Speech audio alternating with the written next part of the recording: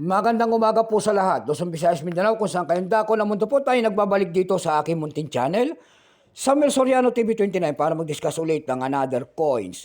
At ito po ay ating hilig, pangungulikta ho ng barya, kaya ho tayo nandito nagsiselling ng kanilang mga halaga. Magandang umaga po sa lahat ng aking mga subscriber, kung saan kayong dako ng mundo po. Maraming salamat sa lahat ng aking mga subscriber dyan. Yun naman pong nanonood na lahat ng senior citizen, kung saan kayong dako ng mundo po, ayan. God bless po sa inyong lahat and take care. Yun naman nanonood doon sa aking FB page, Samuel Soriano, lahat ng nakapalo sa akin, thank you so much. Yun naman pong nanonood dito sa aking munting channel at gusto nyo ang ganitong mga topic po about coins, ayan. Yung mga hindi pa po nakapag-subscribe dyan, baka pwede makahingi ng pabor. Ayan, maluwag naman po ang ating subscribe button, like and share para ma-update po kayo sa mga latest ko pang gagawin mga video po. Ang pag-usapan po natin ngayon ay pera po ng world coins. Maurietos coins year 2012, 1 rupee.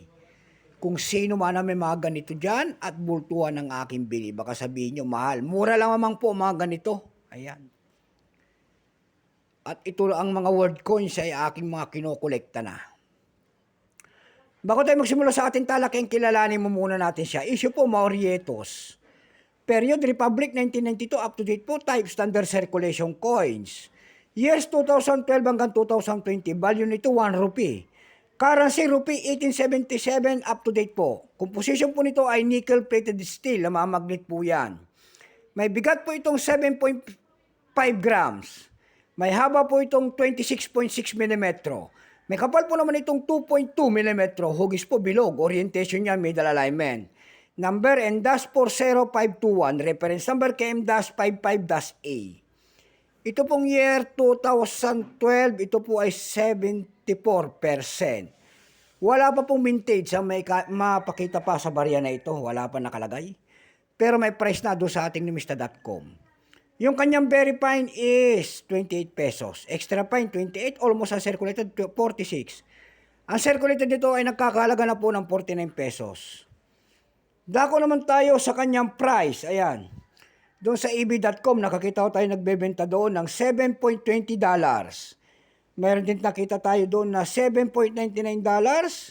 And then, nasundan po ito ng $2.57. Mayroong pinakamalit doon na $2.25. Sa carousel page naman po tayo dumako. Ayan, sa carousel page, nakakita ko tayo doon ng 140 pesos lamang ng bentahan nito. Wala na ho tayong may bibigay po na presyo pa at sagad na. So hanggang dito na lamang po Luzon, Visayas, Mindanao, kung saan kayo dako ng mundo po. Keep safe po sa lahat and God bless.